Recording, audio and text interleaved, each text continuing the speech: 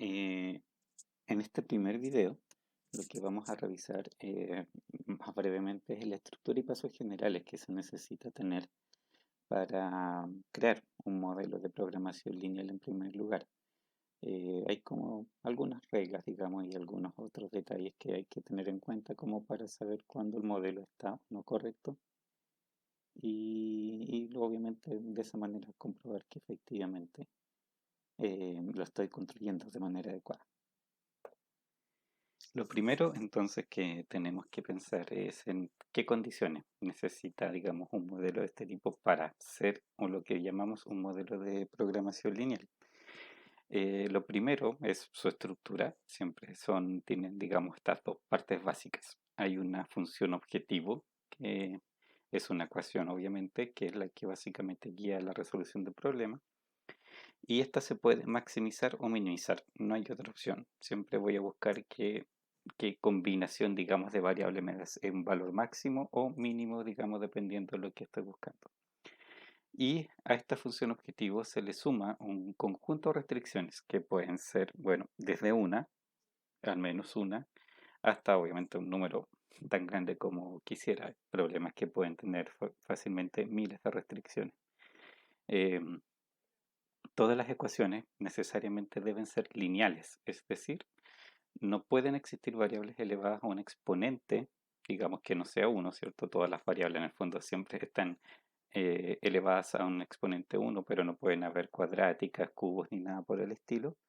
Y tampoco puedo tener variables que se multipliquen entre sí, ¿ya? Eh, Otra condición básica para los modelos de programación lineal es que las variables sean tratadas como continuas, es decir, que puedan tomar valores decimales. Por supuesto que hay cosas, por ejemplo, si yo quiero definir cuánta cantidad de personas necesito para, por ejemplo, cubrir ciertos turnos, obviamente el número de personas en el fondo, en la realidad, es un número entero. Pero para efectos de los modelos de programación lineal, necesita considerar que la variable puede tomar decimales. Y porque el procedimiento obviamente no cuida que sean necesariamente valores enteros. Ahora, hay muchos problemas en que en realidad esa pequeña diferencia entre que se considere lineal o de otra manera no hace realmente gran cambio en la solución.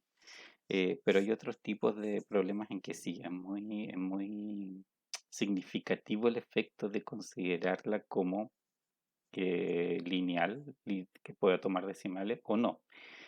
En esos casos particulares, digamos, existen, digamos, otras técnicas que permiten trabajar realmente, ya sea, por ejemplo, con las variables enteras o bien, por ejemplo, con variables binarias. Las variables binarias son tipos de variables que solamente pueden tomar valores 0 o 1 y se usan para condiciones muy especiales. Pero en general nosotros vamos a trabajar con, digamos, variables que pueden tomar cualquier valor y por lo tanto se cumple esa característica. Y la otra, digamos, requisito básico, por lo menos en un modelo estándar de programación lineal, es que las variables son todas mayores o iguales a cero. Deben tomar siempre valores mayores o iguales a cero. Ahora, en la realidad, por supuesto, eso no es necesariamente así. Y los software obviamente permiten que las variables tomen en realidad cualquier valor. ¿Cuál es la diferencia? Que el software por defecto, si yo escribo el modelo y no le indico nada, en ese caso, ¿cierto? El software asume que todas las variables son mayores o iguales a cero. Jamás va a intentar darle valores negativos, por ejemplo, a una variable, a menos que yo le indique explícitamente que esa variable puede tomar valores negativos, por ejemplo. Esta restricción de que sean mayores o iguales a cero en realidad viene básicamente del modelo o del método manual de resolución y por lo tanto, ¿cierto? En el software ya no tiene mayor sentido considerarlo de esa manera. Ahora, para crear un modelo, cuando yo leo un enunciado y quiero eso transformarlo, ¿cierto?, en el modelo matemático, eh, no hay, digamos, un orden infalible, pero hay por lo menos ciertas cosas básicas que tienen que considerar y que son en el fondo buenas prácticas para poder llegar, ¿cierto?, a modelar correctamente. Eh, la primera de ellas que les recomiendo es leer el enunciado completo antes de hacer cualquier ecuación, porque no siempre la información se encuentra junta en un enunciado y a veces incluso hay información que no es relevante.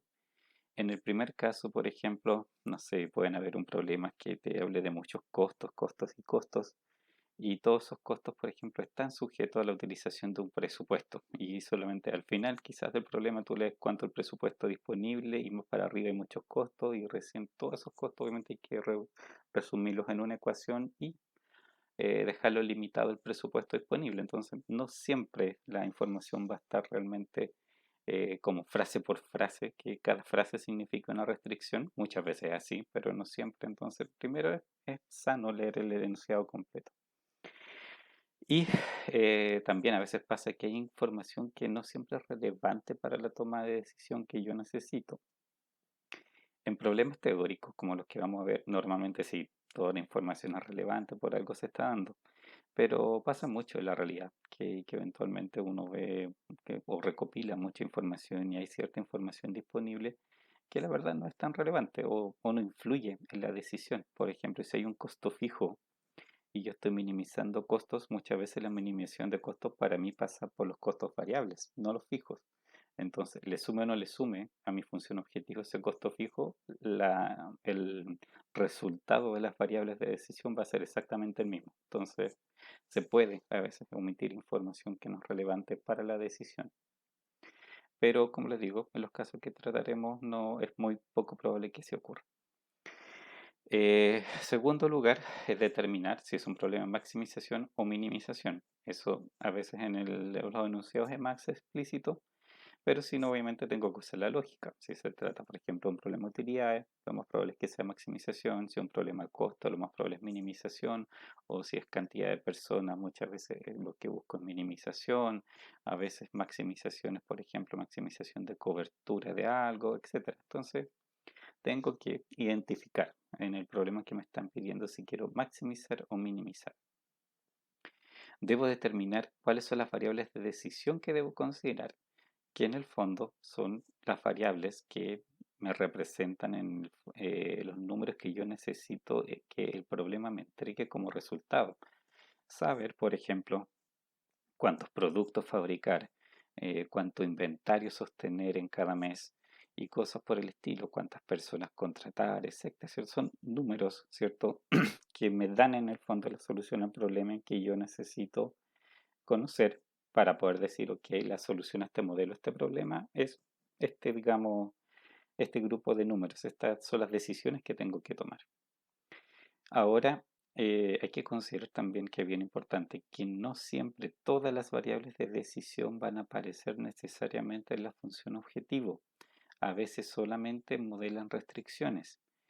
Por ejemplo, pasa mucho en modelos de producción que la función objetivo es eh, optimizar, por ejemplo, las utilidades.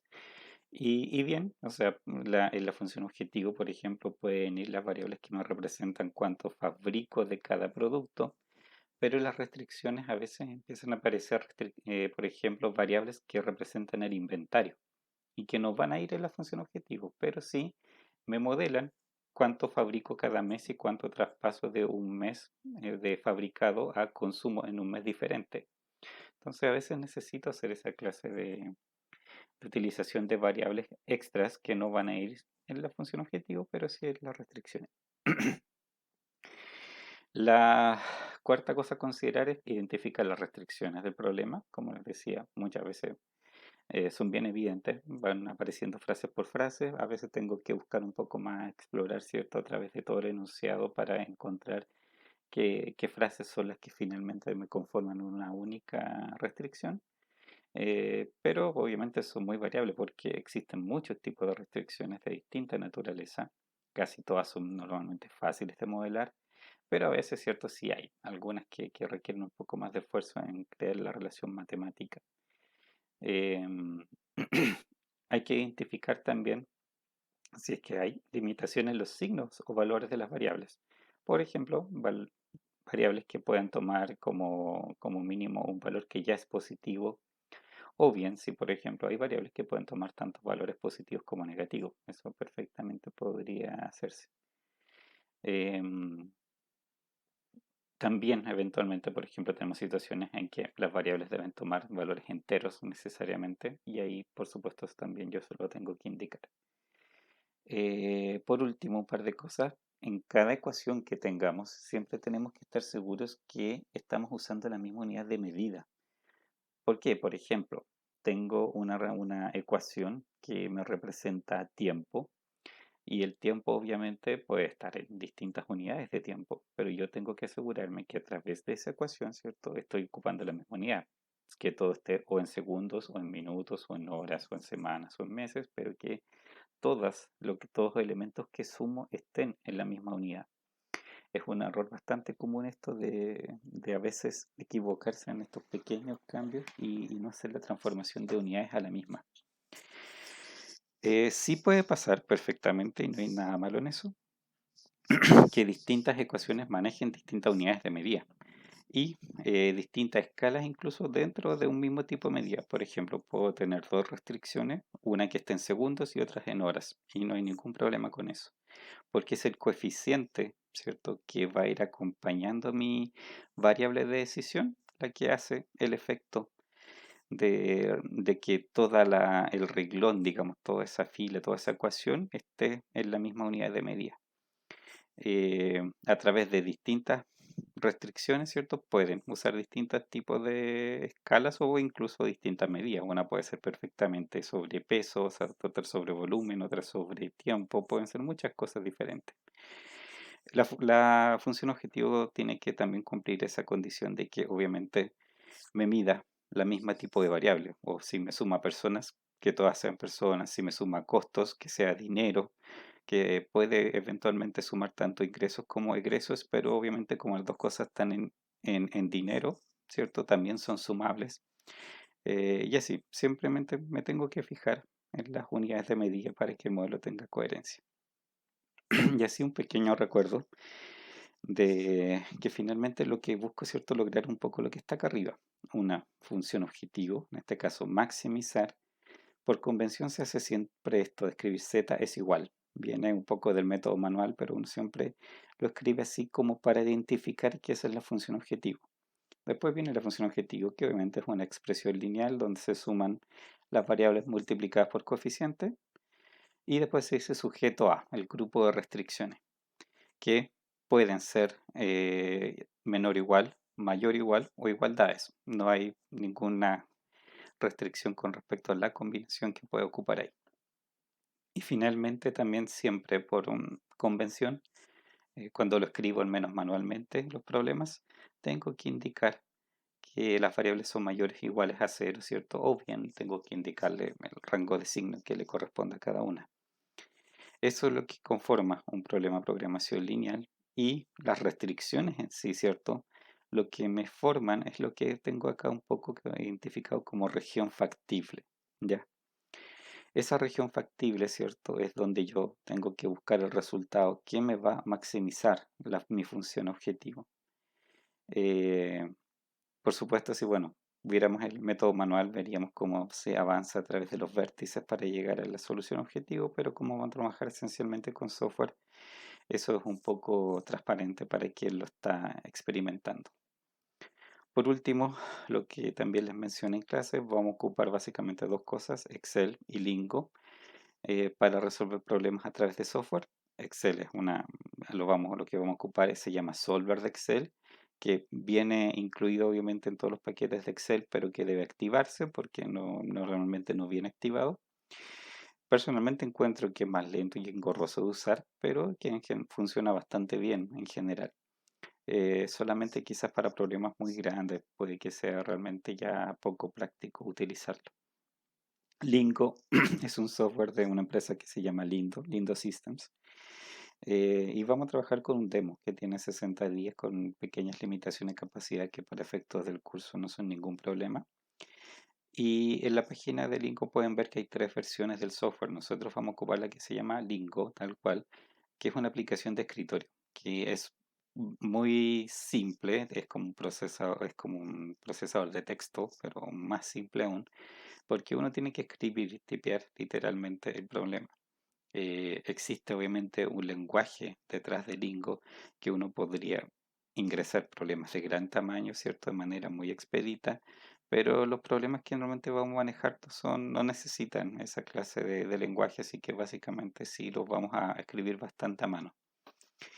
Y bueno, acá también se señala la bibliografía donde pueden encontrar sobre todo, ¿cierto? Muchos modelos para ir experimentando, ¿cierto? En el software las distintas soluciones y obviamente interpretar los resultados.